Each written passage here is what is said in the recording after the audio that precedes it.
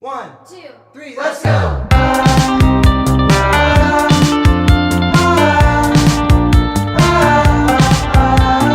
welcome back to my channel. I'm here with Haley today. Hi! And today Haley wants to share just what God has done in her life. Yes. He's had his hand over all of the small details. So yeah, we'll get right into it. All right. So it kind of starts when, growing up, my dad was an opioid addict, and my sister and I didn't know because we were really young at that time, but my mom just always prayed for my sister and I that God would lead us to the right decisions and just watch over us and always be with us. So that was kind of a big thing in my life, was when they got divorced. He would go to rehab and come back, and then things would be, okay for a little bit, and then it would start over again. But he left when I was in 8th grade. And then from there, I've always just had depression and anxiety. I went to therapy for it, but it just never really worked, I guess. I mean, I wasn't just into it because I was 13 and I was way too cool for that. So then fast forward to me now. I was in a relationship where I just lost myself, didn't know who I was. So then by the point that I got out of the relationship, I felt like I was just born again and just walking on this earth and had no idea what anything was. I remember going to Kinder Farm was my, safe space. I would go look at the cows because I love cows. And I remember just sitting there and I remember just going to the farm and praying. Just praying, that God would make me into the person who I knew he wanted me to be, because I couldn't see that at all. And then I got in touch with some old friends who liked to party and do a lot of different things. So, of course, at that time I was really vulnerable because I didn't know, I felt like I knew nothing, and drinking and smoking helped those things go away all of a sudden. And it got to a point where I was doing that every day, to the point where it kind of broke me. And I remember sitting downstairs in the basement the day it happened, and my friend came up to me and she said, why did you tell me your grandfather's dead? And I was thinking to myself, what? She's like, yeah, I just texted your sister. Your grandfather's not dead. He's not even in the hospital. He's fine. And she was like, yeah, you were crying about it and everything. And I was so just in disbelief because I don't remember that. And I know taking the medicines I was on for my anxiety and depression and drinking and doing all those things was just not helping at all. It made me believe things that weren't true. It made me say things that weren't true. It made me a total different person in all. I remember I would wake up every day and I just felt so numb because I didn't know what my purpose was. My purpose that day apparently was to get up and go to my friend's house and party and repeat, because I didn't have a job, because I was so mentally unstable that I couldn't even do school or a job. So I was pretty much just being a loser, pretty much. That's what I would call it, because I just was sitting there doing these things over and over again, even though I would tell myself that it wasn't the right thing to do. I remember telling myself, why are you doing this? You have so much more. Why are you doing this? And then I remember when I would get those thoughts, I would just smoke more or drink more, and then they would go away. It's hard to get out of that cycle. Oh my gosh, it was. It was really hard. And then I think I did that for probably a month. Maybe even longer, I'm not sure. But then the night she told me I lied about my grandparents, or my grandfather and everything, I got in my car. I'm not gonna lie, I was intoxicated. So I probably shouldn't have drove. But I was like, you know what? All these people are telling me all these things, and whatever. I'm just gonna go end my life real quick. So here I am, driving down the road. I knew exactly where I wanted to go because it was by my friend's house where the turn was, and there was a guardrail. And I was thinking, oh, Your car will just flip over the guardrail and then you'll be fine. You'll be dead. It's fine. And as soon as that, I got up to like, I could see it. It was just like so far away, but still so near. I had the touchscreen on my car and something literally made me, no hesitation at all was the crazy part. Type my sister's phone number in and call her, and she picked up. She was like, yeah. And I was like, I want to kill myself. And she was like, okay, like, where are you? And I was like, I'm driving home. And she was like, okay, just stay on the phone with me and everything while you get home, and then Mom and I will, talk to you and we'll figure out what we can do. And my friend at that time messaged my sister and told her all the things I said, all the things that I was doing, which she was doing those things too. So it was kind of weird for her to tell everybody what I was doing when she was doing the same thing. I remember thinking that, and I told her I was suicidal weeks prior, and she had my mom's contact and my sister's contact, but never reached out to them to tell them I needed help. So I just kept getting worse, and I do not blame that on her. I blame that on myself, because I so could have been like, hey Mom, like, she's the easiest person to talk to. She's so understanding all the time, and she really understands where my mind was at that time, because she works with clients who are like that too. So I remember just being scared to admit it. Saying you were suicidal is just, that word's just scary. Like, that word is just so scary to me, and like, I remember just not wanting to say it.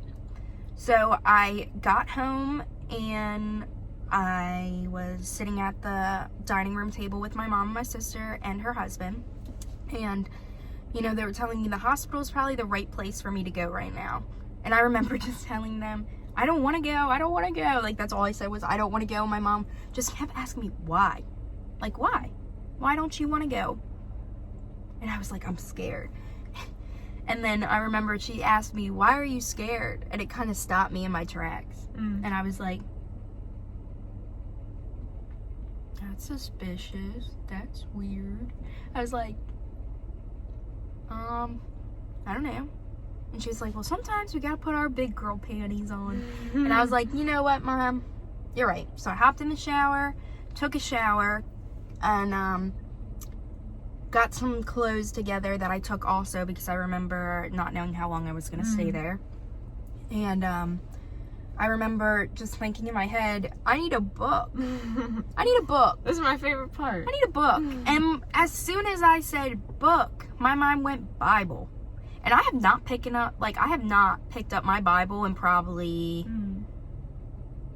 2.5 years at that point, maybe 3. And I remember just thinking my Bible, and never once did I hesitate to grab it. And then I grabbed it, put it in my bag, and I was like, all right, Mom, I'm ready. She's like, all right. And she was just, so strong for me. And I think that's one of the main reasons why I wasn't so scared anymore, because my mom was so strong for me. She was, most of the time, parents probably would cry or something like that, but like, she was like, no, I know you can do this. Like, I know you can do this. So I walked into the hospital. Like, as soon as we pulled up, I was nervous and everything. I stepped out of the car, literally walked into the hospital, because COVID and everything, I had to do it myself since I was over the age of 18. And I walked in and felt such a sense of relief. It was kind of like just this weight just like lifted off my shoulders. And I think it was God, definitely. God definitely was the one who stopped me from doing it. He was the one who gave me strength to even go to the hospital. And then once I was at the hospital, I just felt a rush of relief, and remembering thinking in my head, you can only go up from here. You can only go up from here. And walked up to the counter, and lady was like, why are you here? And I remember looking at her, and I was like, I'm suicidal. And I wasn't crying at that point anymore, but my eyes were like super puffy and red. And she was like, okay, well, we're gonna call the police officer, because you have to get escorted and everything. And he was really cool. And then I went to triage, and there, the guy at the triage place told me I was the happiest suicidal person he's ever seen. And I was like, what? I was kind of just like, okay. Okay. Like, that's weird, but okay. But I remember once I got into the hospital, I felt relieved. I was okay. I knew I was okay, and I knew I was going to be okay. God's just presence was on you. And I remember just sitting there, and then they walked me back. I got changed and everything, and they took my stuff, and I asked them if I could have my Bible, and they said no. And I was okay with that. I was okay with them taking literally my phone, even my underwear, literally everything I had. And I was okay with that. And I know I was okay with that because I knew God was with me. Like, I didn't have to read the Bible because I just knew that He was with me in those moments. And I was in the hospital room. So good. Like the, I guess the mental hospital part of, you know, the hospital. And I was laying in the bed. And I remember just that night, just praying the whole night. Like, the nurse kept saying that she came in and I was sleeping, but I don't remember sleeping at all, and they never gave me medicines or anything because I remember just praying every time I was awake. If I was breathing, I was praying. Like, even if my eyes were closed, I was just constantly praying and, like, asking God, like, what is my purpose? What is making me feel like this? And everything like that. And I realized that night God was calling me home because He knew I had a greater purpose. Even though I couldn't see Him, He was still right next to me, and He never left my side.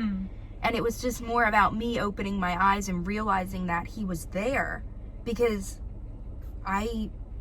before then, like, I didn't pray a lot like I used to when I was younger. But in those times, I remember not even really having a thought about God because I was in such a deep place that I couldn't get out of for some reason. Like, I kept... Like, every time, I remember there was a few thoughts that popped into my head, like, about God and everything, but then I was just like, no. Obviously, if you're here, He's not here. Like, if you're at this lowest point in your life, God is not here with you. And He was the whole time. And then I remember when I got home, my grandmother, you know, was just like, I was praying for you. And I remember everybody just telling me they were praying for me. And I was like, okay.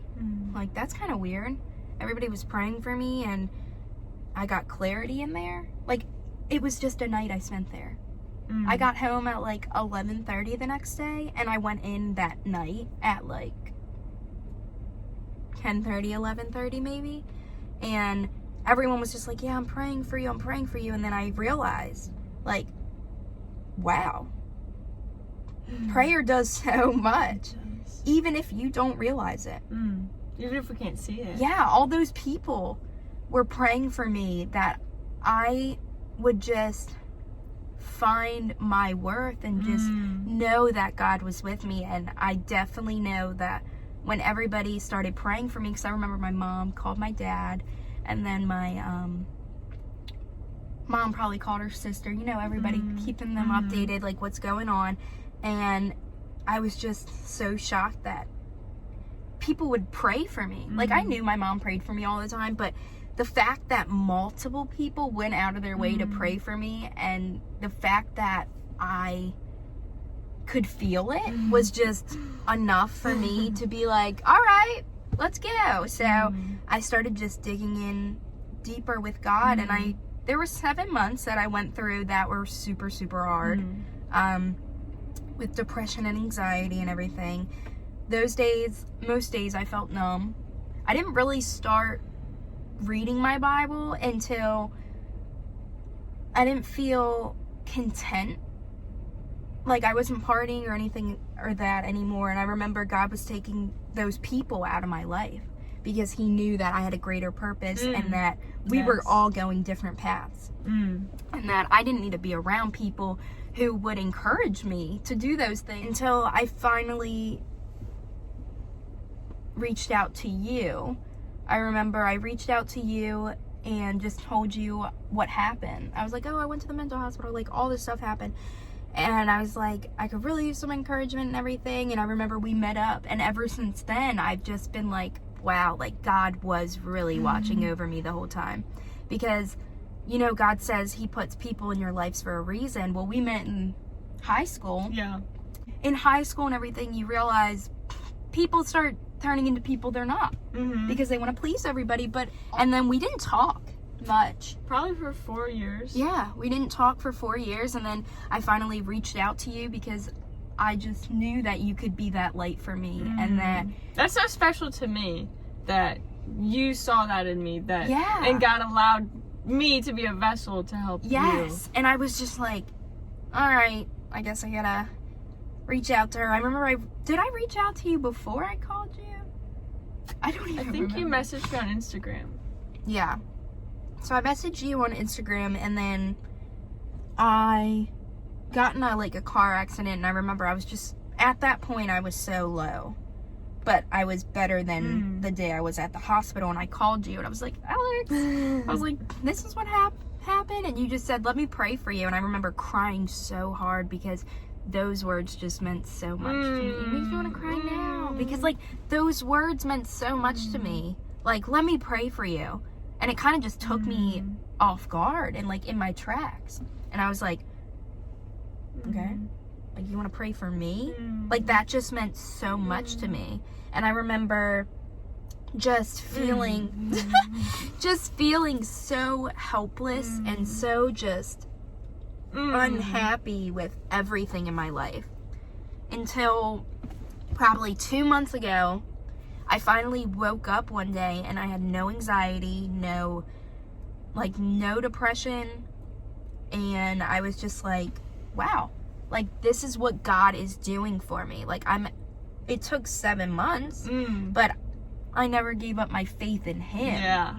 You know, because I always knew he was with me, and he was hearing me, of course, and I remember thinking, it will happen when he's ready for it to happen, not you. And I was thinking, why, asking God, why are you making me struggle so much?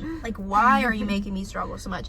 And then when I started talking to you, I realized, he was with me the whole time, and those things were for a purpose. Yeah. And so I could share my story with everybody else and help people who felt the way I did, because in those times when I was vulnerable and everything, I didn't have the right friends to tell me the things I needed to hear. Instead, they told me things I didn't need to hear and things that wouldn't help me and just made me worse. And I remember, thinking, why? Why? And I prayed so hard for God to put people, friends in my life that would allow me to help lead them to God. And not only that, but also just be friends that I can count on, because I never really did have, except for my friend Brian, I never did have just one person to count on as a friend, because they were, through high school and everything, girls are they get different, and then a whole bunch of things happen. Girls are mean. Yeah. Girls are definitely mean. And I was probably mean too at once, but it was just all those little things combined just made me open my eyes and realize what God was doing this whole time. Gosh, yeah. And I was just like, wow. I started reading Sadie Robertson's book again, and she always was telling you to live in the present was her main thing. And I was just like, what does that even mean? What does living in the present mean? I wake up every day. Hello, I wake up every day and I'm doing these things, but why am I not feeling the joy she is? And then I realized that she gets her joy from God. And then I started just diving deeper, and ever since then I've just shared my story with you and as many people as I can, because there is so much more to your life. Yes. And God is there the whole time. Even if you don't think he is there. Even if you can't feel him right this second, he is always there. And through those hard times, when you start getting negative thoughts, it's hard to change them into positive thoughts. Yeah. It's hard to think of the positive in a negative situation. Who wants to do that? Not me. I remember that. I didn't want to do that until I started doing it. And I started doing it, and I was just like, wow. God saved me from all these relationships and so many different things. Wow. How come he chose me. I know. I remember thinking that, and I was thinking, God, why did you choose me to have all these bad things happen to? And then it turned into, thank you for choosing me. Like, thank you for showing me your way and showing me how much I can do for other people through you. And that was probably the craziest thing, was just opening my eyes. And finally, once you open your eyes, it takes a while, but once you do, it's like you can never not see it that way. And I was You just see his like, hand over everything. yes, over everything. And I'm just like, wow. And I talked to my friends like about God and everything, and I just hope that I could be that light that you were in my life at that time, because I definitely needed someone to just be like, look, this is why. And I never really had the answer to that, but once I did, I was so content.